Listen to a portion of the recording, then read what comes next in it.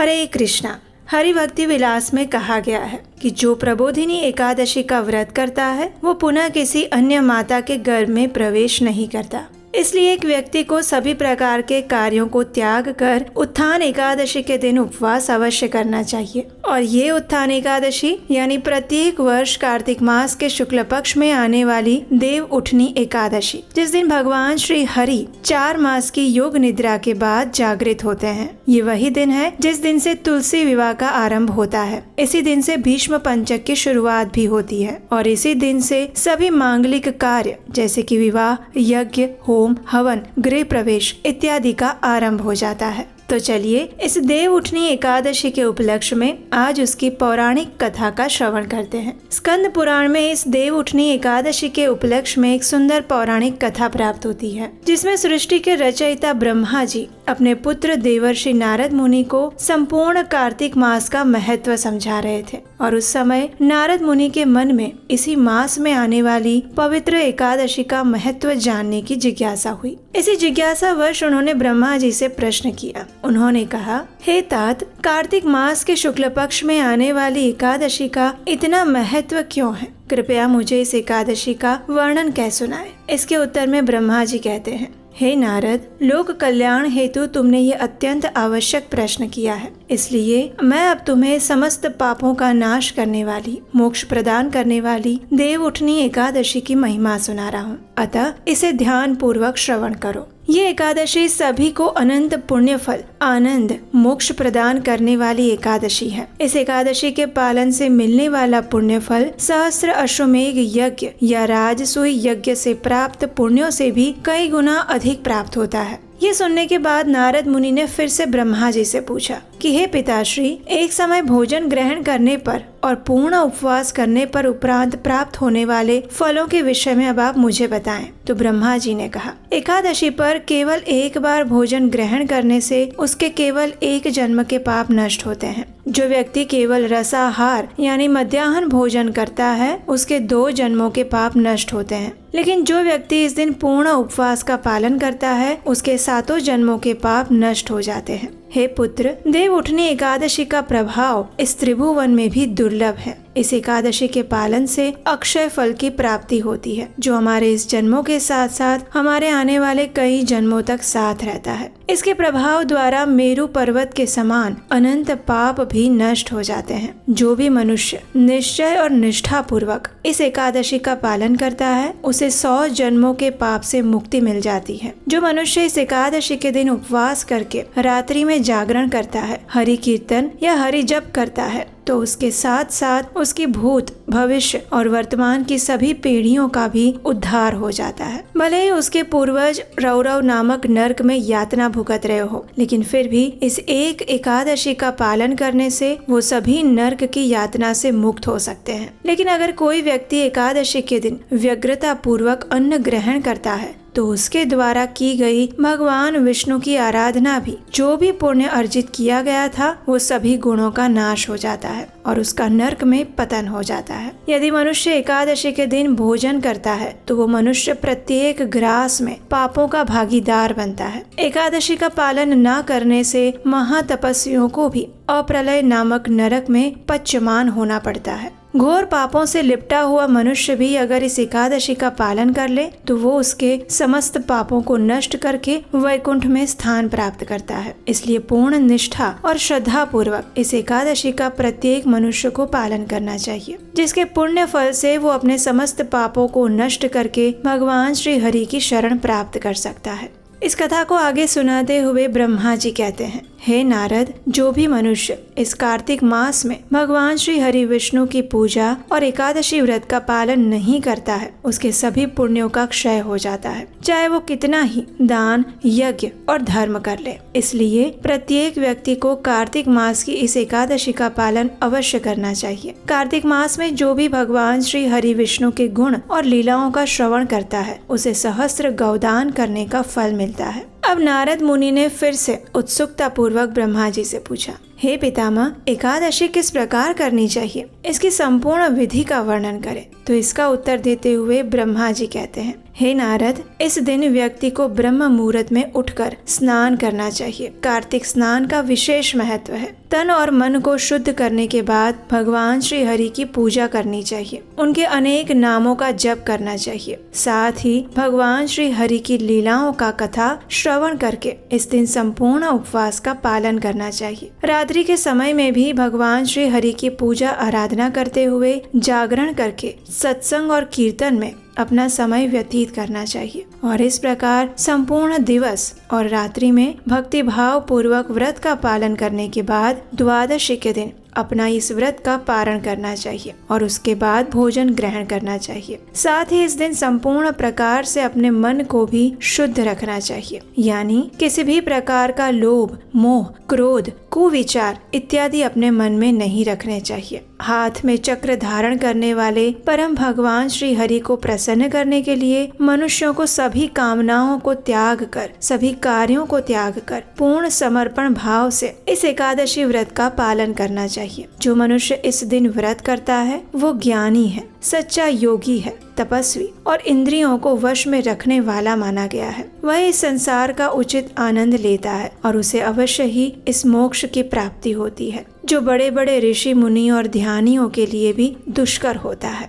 ये एकादशी व्रत भगवान जनार्दन को इतना प्रिय है कि वे इसे करने वाले व्यक्ति को वापस अपने धाम बुला लेते हैं। देव उठनी एकादशी पर व्यक्ति को कपूर, फल और सुगंधित फूलों, विशेष रूप से इस दिन कदम्ब पुष्प से भगवान श्री कृष्ण की पूजा करनी चाहिए। इस प्रकार भगवान की पूजा करने वाले व्यक्ति को कभी भी यमलोक के दर्शन नहीं करने पड़ते। इस महत्वपूर्ण दिन पर व्यक्ति को अपने सभी कार्यों को एक तरफ रखकर मात्र भगवान श्री हरि की भक्ति, भजन, उनके नाम जप और कीर्तन में अपना अधिक से अधिक समय व्यतीत करना चाहिए। इस दिन भगवान को कई प्रकार के फल अर्पित किए जा सकते हैं। उन्हें शंख के जल से स्नान करवाना चाहिए या फिर पंचामृत और तुलसी पत्र रखकर भगवान श्री हरि का अभिषेक करना चाहिए। इससे भगवान श्री हरि अत्यंत प्रसन्न होते हैं। इस दिन जितना हो सके उतनी तुलसी देवी की अधिक से अधिक पूजा अर्चना और सेवा भी करनी चाहिए। उनके समक्ष बैठकर भगवान श्री हरि के नाम का जप करना चाहिए। हरे कृष्ण महामंत्र यानी हरे कृष्ण कृष्ण कृष्ण हरे हरे, हरे राम राम राम हरे हरे, इस महामंत्र का अधिक से अधिक जप करना चाहिए। ये महामंत्र है जो मनुष्य को इस भौतिक संसार के सभी कष्टों से दूर करके उसे आध्यात्मिक लोक की प्राप्ति कराने में सक्षम है। तो इस एकादशी के दिन इस महामंत्र का अधिक से अधिक यानी कम से कम 8 माला, 16 माला, 25 माला या 32 माला का जप अवश्य करना चाहिए। इस दिन तुलसी देवी को जल अर्पित करके उनकी पूजा करनी चाहिए। उनके समक्ष दीपक प्रज्वलित करना चाहिए। भगवान श्री हरि और तुलसी देवी की पूजा आराधना करके मनुष्य समस्त नदियों में स्नान करने के समान पुण्य फल प्राप्त कर लेता है। हे नारद, इस प्रकार पूर्ण भक्ति भाव से इस एकादशी का पालन करके, उपवास रख के, भगवान श्री हरि की पूजा आराधना करके, उनके पवित्र नामों का, महामंत्र का जाप करके और द्वादशी के दिन प्रातः ब्रह्म मुहूर्त में उठकर भगवान श्री हरि की पुनः सेवा पूजा, ब्राह्मणों को भोजन और दान देने के बाद मनुष्य को अपना पारण करना चाहिए। उसके कई जन्मों के पाप इस प्रकार व्रत विधि पूर्वक एकादशी का पालन करने से नष्ट हो जाते हैं। जो भी मनुष्य इस प्रकार संपूर्ण विधि विधान के साथ एकादशी व्रत का पालन करके द्वादशी पर इसका पारण करता है, उस व्यक्ति को भगवान श्री हरि की कृपा अवश्य प्राप्त होती है और उसके अंतिम समय पर भगवान श्री हरि के पार्षद उन्हें स्वयं भगवत धाम ले जाने के लिए आते हैं। इस प्रकार ब्रह्मा जी के मुख से एकादशी का संपूर्ण वर्णन और महिमा सुनने के बाद नारद मुनि ने अपने आप को कृतार्थ समझा। धन्यता का अनुभव करते हुए इस एकादशी का व्रत संकल्प लेते हुए वे अपनी आगे की यात्रा पर निकल जाते हैं और आगे जाकर नारद मुनि ने इस एकादशी के ज्ञान का संपूर्ण पृथ्वी में प्रचार किया। इस देव उठनी एकादशी कथा के विषय में हमारे शास्त्रों में कहा गया है कि जो भी मनुष्य इसका मात्र श्रवण भी करता है उसके भी समस्त पापों का नाश हो जाता है। वो अपने आध्यात्मिक जीवन में प्रगति करता है और इसीलिए इस एकादशी के दिन अपने आप को भगवान श्री हरि के चरणों में समर्पित करके जितना हो सके उतनी अधिक से अधिक भगवान श्री हरि की सेवा, पूजा पूजा, नाम जप और आराधना करने के साथ साथ इस कथा का श्रवण भी अवश्य करना चाहिए। जो भी व्यक्ति शारीरिक रूप से असक्षम है, उन्हें भी इस एकादशी के दिन कम से कम इस कथा का श्रवण अवश्य करना चाहिए। तुलसी देवी के समक्ष बैठकर हरे कृष्ण महामंत्र का अधिक से अधिक जप करना चाहिए। जो फल अश्वमेघ यज्ञ जैसे महान यज्ञों द्वारा प्राप्त किया जा सकता है, वही पुण्य फल इस पावन एकादशी के दिन इस कथा का श्रवण करके, उपवास करके और रात्रि जागरण करके भी सहजता से प्राप्त किया जा सकता है। प्रत्येक मनुष्य को सभी प्रकार के कार्यों को त्याग कर इस उत्थान एकादशी के दिन उपवास का पालन करना चाहिए। एकादशी पर उपवास करने का वास्तविक कारण शरीर की मांगों को कम करना और जप या भगवान की सेवा को बढ़ा देना यही है। अपने आप को अधिक से अधिक भगवान श्री कृष्ण के चरण कमलों में समर्पित करना, उनकी कथा का श्रवण करना, उनके द्वारा बताए गए निर्देशों को, हमारे आध्यात्मिक ग्रंथों का अध्ययन करना और हरे कृष्ण महामंत्र की अधिक से अधिक माला का जप करके प्रभु की सेवा में लीन रहना, यही उसका उद्देश्य है। इस दिन हमारी चेतना को भगवान श्री कृष्ण की भक्ति में लीन करके रखना चाहिए, जिससे हमारे तन और मन दोनों का शुद्धिकरण होता है। श्री चैतन्य महाप्रभु कहते हैं कि चंद्र की कलाओं की वृद्धि और क्षय से वनस्पति और प्राणियों के शरीर में स्थित अन्न रस की सत्व वृद्धि और सत्व क्षय का संबंध है। इस बात का वर्णन वेद आदि शास्त्रों में भी किया गया है। इन चीजों का उपवास से सीधा संबंध है, इसलिए किसी विशिष्ट तिथियों पर किए जाने वाले उपवास का हमारे आरोग्य के साथ भी प्रत्यक्ष संबंध देखा गया है। इस प्रकार शरीर में अनिष्ट परिणामों और जो रोग बीज उत्पन्न होते हैं, उससे हमारे शरीर की रक्षा के लिए भी हमारे शास्त्रों ने 15 दिन में एक बार यानी प्रत्येक एकादशी के दिन उपवास करने की सलाह दी है। तो इस प्रकार हम देख सकते हैं कि एकादशी का सिर्फ आध्यात्मिक ही नहीं, शारीरिक रूप से भी अत्यंत महत्व है।